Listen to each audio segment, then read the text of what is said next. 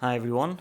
Today we want to talk about importing movies from different areas around the world that might not be available here in the UK. Now it's the same principle wherever you are in the world, but I'm in the UK, so that's the perspective that I'm coming from. So if you're unaware, obviously DVDs and Blu-rays have different regions and they might not play in a Blu-ray player that you have in this country. They're also not going to be super easy to get hold of. But as times change and the world gets smaller, it is becoming easier and there are ways to do it. So I'm going to give you some examples of inputs that I've got and I'll talk about how I got them. I'll quickly go over what you probably already know. So these are the DVD regions. Of course, you can't play DVDs in region 1 anywhere else in the world. Same goes vice versa. It's not a huge amount of rhyme or reason for why it's like this exactly, or why South Africa's in with Europe and why indeed the Middle East is the same. And Japan was also the same. Very strange. But 6 different regions meant importing stuff was quite tricky, but DVD players are quite straightforward when it comes to actually making them region free. Blu-ray players less so. But thankfully, there's only 3 regions now for Blu-ray, and I have never come across a Blu-ray from Russia or China or India personally. So from my perspective, I only have to contend with 2, really. Region B and of course Region A. Now Region A DVDs, sometimes they'll play on any, they'll actually be region free. I've got a bunch of options actually to show you. I'll come back off this. Apologies. So I picked up Girl Interrupted. This is an American. It says that it should be like region A, I guess, but it's not. It's all 3, and that's often the case. It's not unusual to find that American Blu-rays will play anywhere, but I do have some that are just region A locked entirely, and there's nothing that can be done about it. The obvious ones are anything from the Criterion collection that's American. We do have Criterion in the UK, but a very limited amount of titles compared to the Americans. So I wanted the original Godzilla. It's a great film. It's a classic. There aren't many options for getting this film in this country. There are a couple, and I'll show you why I went for this one though. I'll put it here. And it's because the German Blu-ray is a very different transfer. And this is the Criterion. This is the good one. So it's obviously sharper, more contrast, more detail, and the German one looks kind of rubbish. So not much care got taken on that. So I didn't want that one, but I did want this because it looks great. But unfortunately, as discussed before, it's region A. What do I do? Well, we'll come to how I get around it in this country, but finding a copy is difficult enough. What I had to do was go onto eBay and find a seller either in America, often the case, or somebody who'd already imported it at great cost and hopefully find a good deal. Now I actually got this one on eBay from a place called Declutter Store. And they have loads of Blu-rays up. It's basically like a thrift shop or a Goodwill, that kind of thing. And they were selling it for like $10, and their shipping was super cheap. It's like an extra $5. So I got a real bargain on that, and it came in perfect condition. I was super surprised. But for my copy of Seven Samurai, which is the same deal, that actually cost me like £40 or something, which is very expensive. And of course, it's region A and it's locked, so not ideal. If there was any region B copy that was as good a quality as that, I would have picked that up. But they just don't exist. And that's a huge shame because what a classic film. Now, since I actually bought this, I believe that Criterion have released a huge box set with this film in it, with the original film in this exact disc probably. The Showa era films it's called, and there's like 15 films in it, but it costs an absolute fortune. And I can think of better ways to spend my money. I mean, I love this film, but I don't really care much for all the other ones. I'm not that big a fan.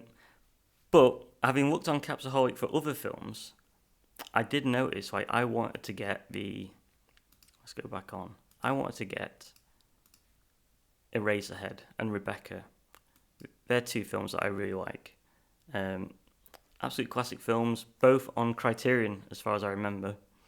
And importing it again, it costs so much money. It's just not necessarily worth it. But what I found was, when I looked into it, this is the same. It's the same print. You see there?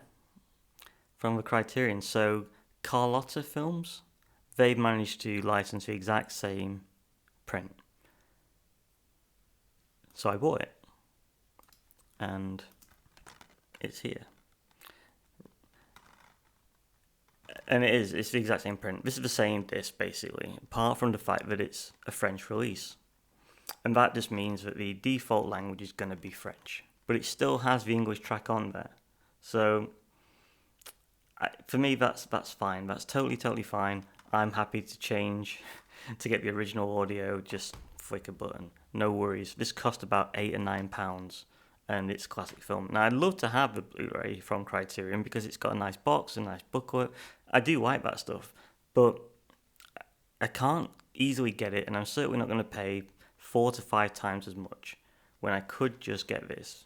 This is fine. It doesn't really matter. The thing that annoys me most about this is that the writing's upside down on the spine. That annoys me. But apart from that, I'm good with it, quite frankly. So that's one option. Sometimes a great film can have the exact same master transfer as a Criterion. So, yeah, why not go for a European version? I did the same thing when it came to Eraserhead. So I'll just show you the same thing with Eraserhead. So, again, this is the Criterion versus the Studio Canal Art House release. It's the same, so why spend all that money on the Criterion? To be honest, it got me thinking maybe it's not worth getting the Criterions at all sometimes, even if there is a UK release, because this copy of Eraserhead, I think it only cost me like £6 or something. Like, incredibly cheap. And it's basically the same artwork and everything. It's Ein Film von David Lynch. Fine. Totally fine. And what's interesting about the German release is I might as well point this out now, is the artwork comes with this horrible logo for the age rating on it. But they often, not always, but often do a reversible sleeve. So it still looks really nice. I did have another film which unfortunately didn't have a reversible sleeve. This is the only one I've got that doesn't have that. So that's a bit of a shame. This is a great film, Ingrid Goes West. Not released in the UK. Again, so many films not released in the UK. I'm not 100% certain why that is, to be honest. This is another film that I can't find anywhere. Now it says Die Killer Hand. That's the German for Idle Hands, apparently. Idle Hands is a classic teen horror flick. Again, it's a reversible sleeve. But I got this instead of getting the US version because this, again, cost me like £8 and it was brand new, sealed. But in America, it's really difficult to find the original American release. Well, it's maybe not difficult, but it's expensive if you do find it.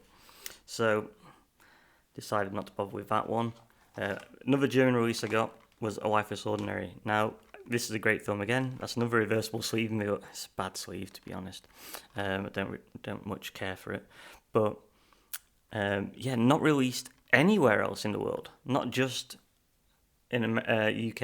You can't get this anywhere else. It's not a very good transfer, frankly, but it's the only one there is.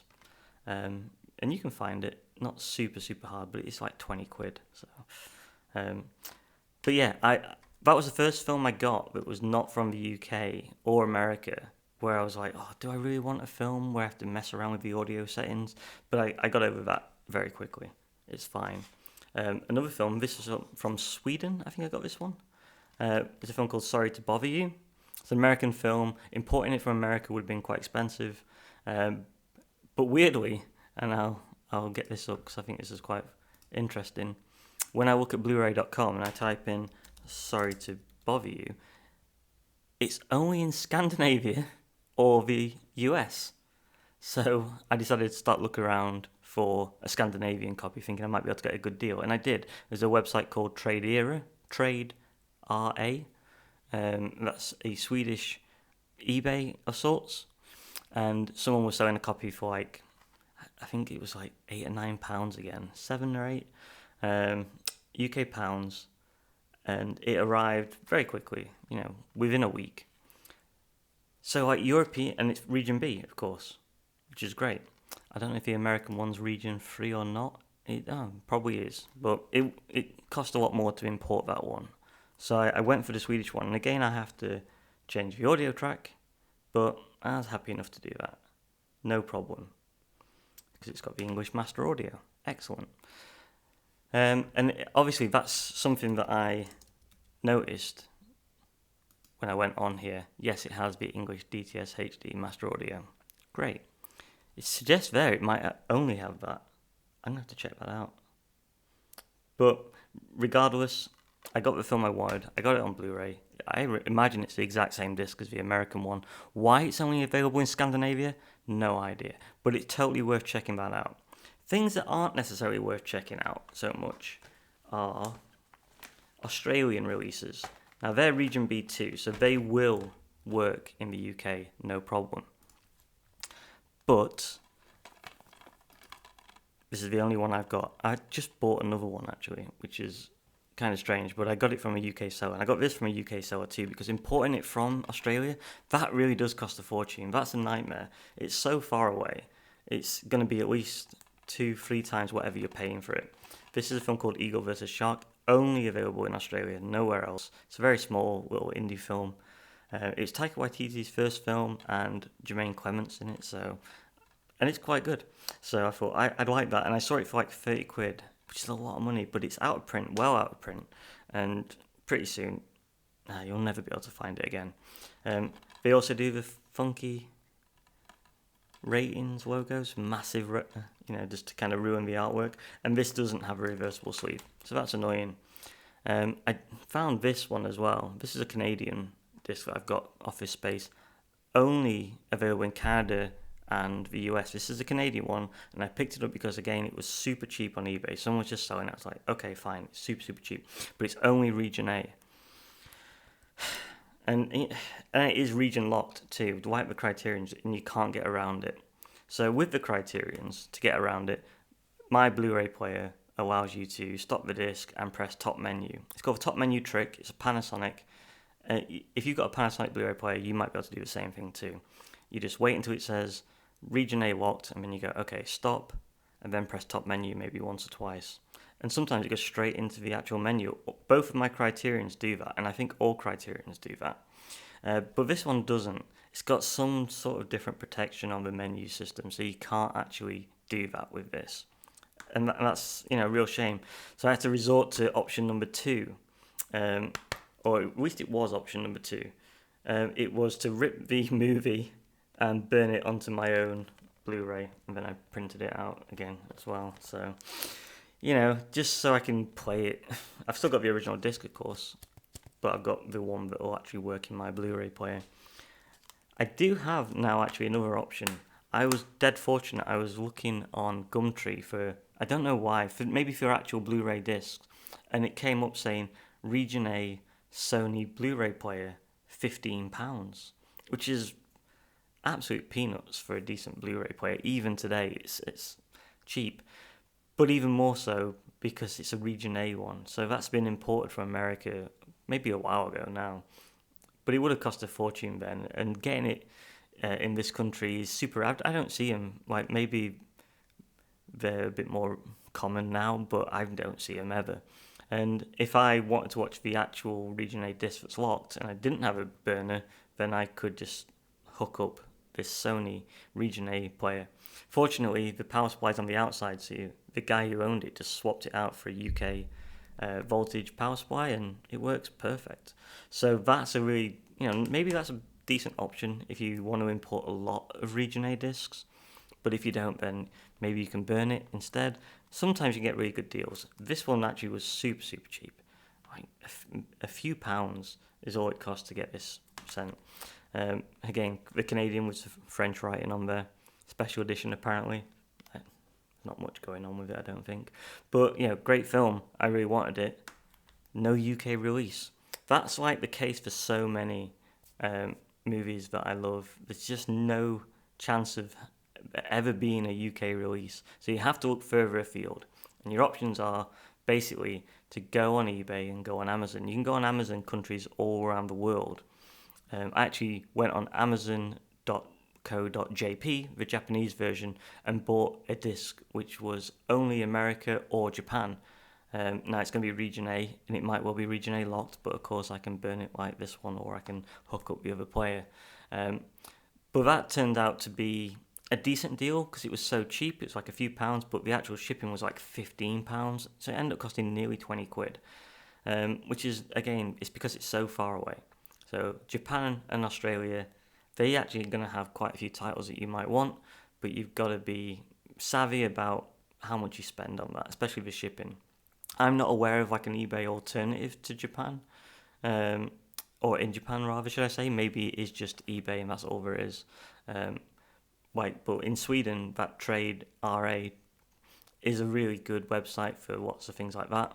I'm sure there are other alternatives as well, so do some research and look around. Otherwise, just look on ebay.de for Germany, or of course ebay.com for American ones and Canadian stuff. I think ebay.ca, I believe.